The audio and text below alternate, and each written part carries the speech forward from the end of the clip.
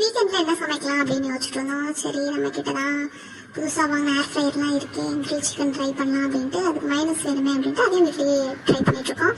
2 முட்டை, 2 பல் பூண்டு, கொஞ்சம் பெப்பர், கொஞ்சம் சால்ட், கொஞ்சமாக சுகர், லெமன் ஜூஸ் இதெல்லாம் சேர்த்துட்டு லாஸ்ட்டாக ஆயில் சேர்த்து மிக்சரில் அடித்து எடுத்துக்கணும். கொஞ்சம் கெட்டியான கன்சிஸ்டன்சி வர வரைக்கும் மறுபடியும் ஆயில் ஆட் பண்ணிகிட்டே இருக்கணும். ஆட் பண்ணிங்கன்னா ஹோம்மேட் மைனஸ் ரெடி ஆயிரும். சிம்பிளாக இருக்கும், ஈஸியாக நம்மளும் செஞ்சுக்கலாம். கடையில் வாங்கணும் அப்படின்னு அவசியம் கிடையாது. அதுதான் கிரில் சிக்கன் பண்ணுறதுக்காக மேரினேட் பண்ணி வச்சுருந்தோம். ஒரு 2.5 hours வந்து மேரினேட் ஆகிடுச்சு. அதுக்கப்புறமா ஏர் ஃப்ரையரில் வச்சு அதையும் சூப்பராக பண்ணி எடுத்தாச்சு.